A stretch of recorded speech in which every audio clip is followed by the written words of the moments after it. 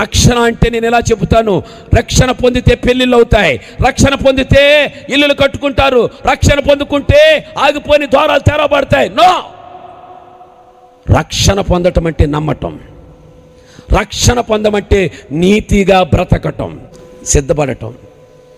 2 అనుభవాలు చెప్పాను మీకు. మేఘవాహనం ఎక్కాలి అంటే మందిరపు అనుభవం, సంఘపు అనుభవం కావాలి. సంఘంలోకి రావాలంటే ఎక్కడి నుంచి ట్రాన్స్ఫర్ అవ్వాలి?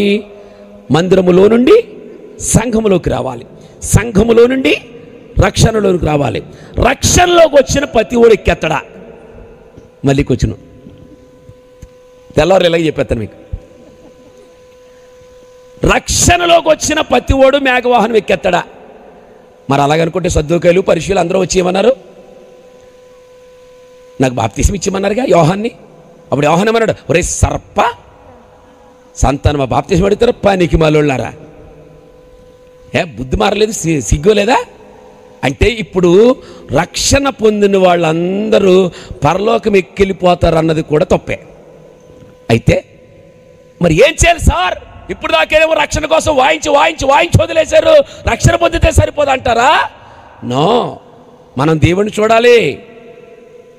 దేవుని చూడాలంటే ఎవడట పరిశుద్ధత లేకుండా ఎవడును దేవుని చూడలేడు. అంటే లాస్ట్ పాయింట్ పట్టుకుని వెళ్ళిపోండి మీరందరూ.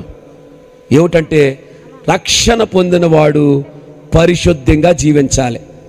బైబిల్ గ్రంథంలో దేవుని చూడాలంటే ఏం కావాలి చెప్పండి? కాదు. ఎవరు దేవుని చూస్తారు? అందరూ చెప్పాలి. హృదయ శుద్ధి గలవారు ధన్యులు వారు దేవునిని. 9 వరాలు ఉన్నాయి అక్కడ, 9 ధన్యతలు ఉన్నాయి. ఆ 9 ధన్యతలు ప్రధానమైనది ఏంటంటే హృదయ శుద్ధి.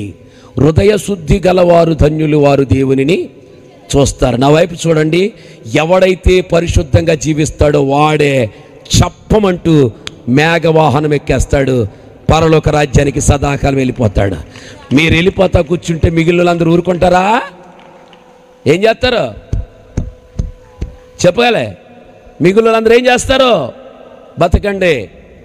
బతికిన కొద్ది దినాలైన క్రైస్తవులారా, లాలోచి పడే భక్తి జీవితం కాదు, అక్కడో గొంతు ఎక్కడో గొంతేసే పరిస్థితి కాదు, కాసేపు ఆ వాళ్ళ దగ్గర కాసేపు వీళ్ళ దగ్గర కాదు.